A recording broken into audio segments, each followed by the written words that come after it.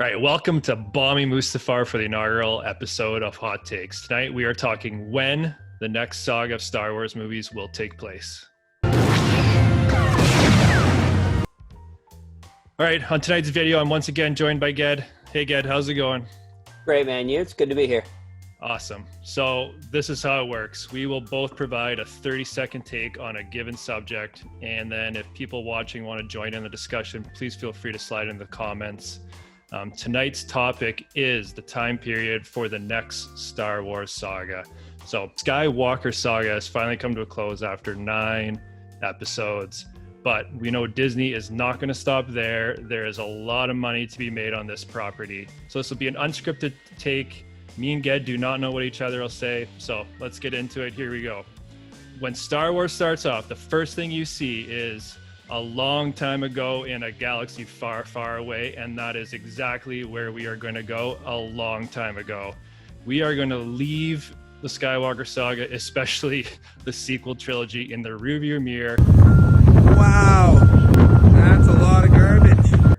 We are going to be packing up, going to a time period well in the past where they can create brand new characters, brand new heroes, and not be tied to any other character, property, nothing. Start fresh, scratch. You can't have fans complaining about how they treated this person, that person, and you're not going to get complaints about, oh, you copied this, you copied this. It'll be completely brand new.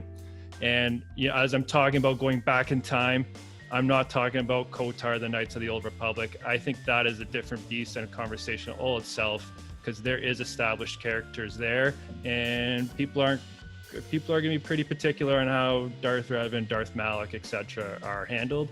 So we're going a random time, place in the past. Ged, you're up. I'm going completely the opposite.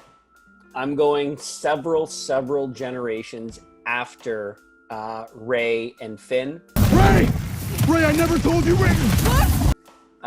To an area where it could never be brought back to life. There could never be an awakening.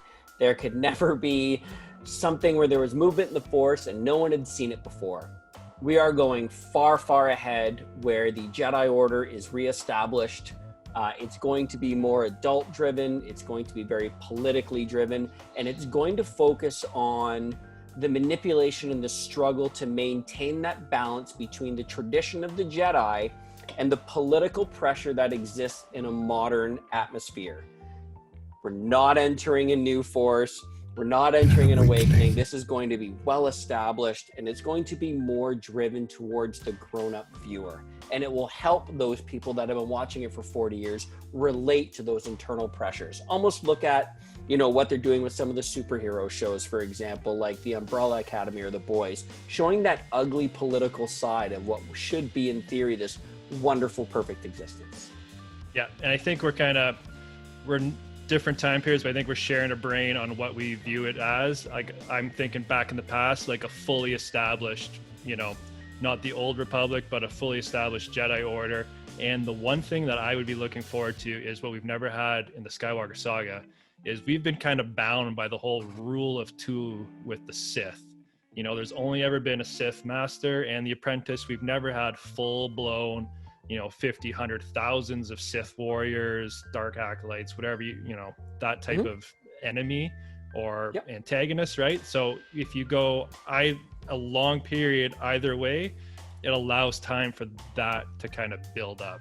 And I agree. Yeah. I think each should have their minions. The Jedi had the Templars. I forget their name off the top of my head because this is unscripted. And there's no reason why the Sith can't have a large number of disciples, and we could see large scale battles, again, mixed in with some amazing developed political trauma. Give immediately emergency powers to the Supreme Chancellor. Yeah, love it. All right, so that wraps up this episode of Hot Takes. Ged, please tell everyone where you can be found. You can find me on YouTube under the name Ged Smythe. I do have a Fabulous Flicks movie review channel, which I've been grossly lazy on lately because a lot of my other work can be found on the Get Connected YouTube channel. Anyone watching, if you have any topics you would like discussed on this platform, please reach out in the comments or on Twitter at RogueLeader5. And if you enjoyed this content, please give it a like and hit that subscribe button.